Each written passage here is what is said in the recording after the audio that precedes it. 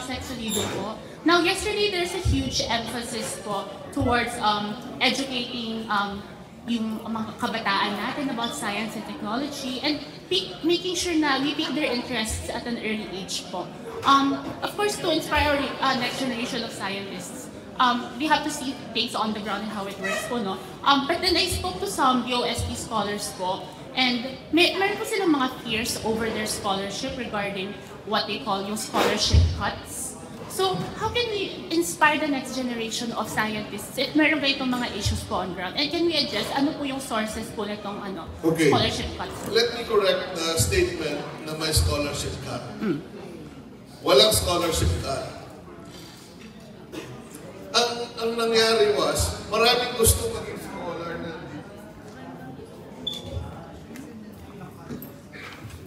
walang scholarship cut kasi pareho lang ang budget. Ang naging challenge is that maraming gusto maging PhD scholar.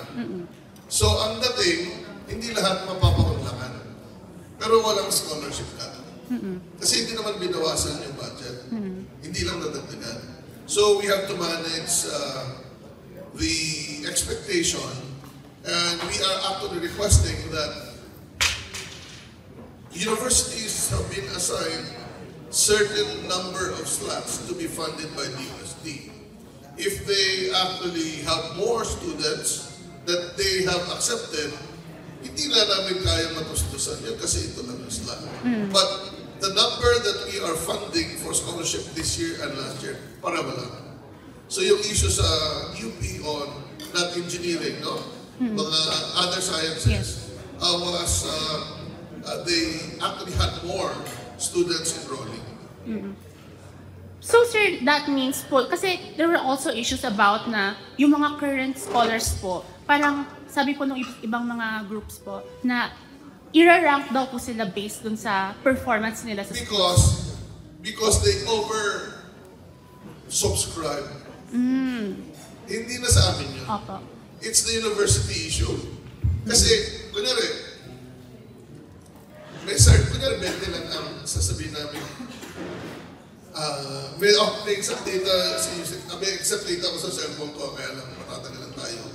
Pag nag-accept sila ng 30, o sino ang pa-prioritize nila? Siyempre, magra-rank sila. Ranking is always part of the university.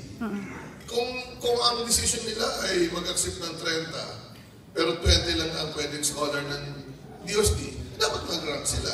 Pero yun yung resulta ng nag-oversubscribe. Hindi na sa amin yun. Pero given this po, Sec, are we looking into perhaps expanding the budget? Yes, we have been trying to expand the budget. In fact, we have been, dito ba si G? Wala dito. We have been actually proposing and have been signing letters to further increase the budget of SEI. Because so many people are now interested. I think the issue is on the masters and PhD, yes, not the undergraduate. So they have to understand there's always a limit in the number of scholars that can be given. And the usual way of doing things, if you oversubscribe, is your rank. The other as well is, in other countries, like in the US where I went, may quota yan. But if kailangan silang may funding sa kukunin nilang scholar, or the scholar itself would fund it. No?